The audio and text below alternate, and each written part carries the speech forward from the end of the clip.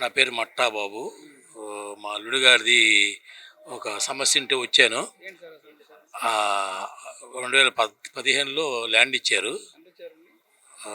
వాళ్ళ నాన్నగారు చనిపోయారు. 4 ఎకరాల చిల్లర ఇచ్చారు. వెంకటపాలెంలో ఉన్నటువంటిది. అయితే కొన్ని ఏరియాస్ ఇవ్వమని అడిగాము. ప్లాట్స్ రిజిస్ట్రేషన్ చేశారు. చేసిన తర్వాత ఇస్తామని చెప్పారు. కానీ మొన్న ఈ మధ్యన 2026లో 1 సంవత్సరానికి ఏరియర్స్ ఇచ్చారు. మిగతా ఏరియర్స్ ఇవ్వమండి సార్ అని చెప్పి రిప్రజెంటేషన్ సార్కి ఇచ్చాము. తప్పనిసరిగా దాన్ని పరిశీలన చేసి ఇస్తామని చెప్పారు. ఎలా ఉంది అధికారులు? తర్వాత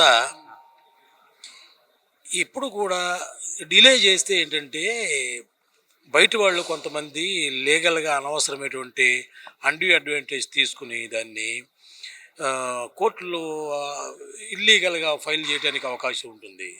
వీళ్ళందరూ మొట్టమొదటి ఇచ్చిన వాళ్ళు కాబట్టి ఎప్పటికప్పుడు వాటిని ఏరియర్స్ని ఇచ్చేస్తే ఈ కొంతమంది కల్పిట్స్ని మనం అవాయిడ్ చేయడానికి అవకాశం ఉంటుంది.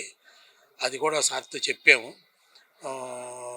ఇట్లా డిలే చేయటం మూలాన బయట వాళ్ళు అనవసరంగా ఈ లిటిగేషన్స్ లేపుతున్నారు. వాటికి అవకాశం ఉంది. అలాంటి అవకాశాన్ని ప్రివెంట్ చేయడానికి ఎప్పుడు కవులు అప్పుడు ఇస్తే మంచిది. గత ప్రభుత్వంలో అసలే మూలబడింది ఇది. గత ప్రభుత్వంలో మూలబడిపోయింది. సిఐడి అన్నారు. ఈ ప్రభుత్వం వచ్చిన తర్వాత మంచి జరుగుతుంది, బాగానే చేస్తున్నారని మా అభిప్రాయం. ఎలా ఉంది రాజధాని తెలియదు. నిర్మాణ పనులు ఎలా జరుగుతుంది? రాజధాని నిర్మాణం అద్భుతంగా ఉంది, చాలా బాగుంది. ఇంతకు ముందుకి నేను వచ్చాను. ఇప్పుడు అసలు ఈ బిల్డింగ్ చూస్తేనే అమెరికా నుంచి తీసుకొచ్చి పెట్టారా అన్నట్టుంది. ఇది చాలా బాగుందండి.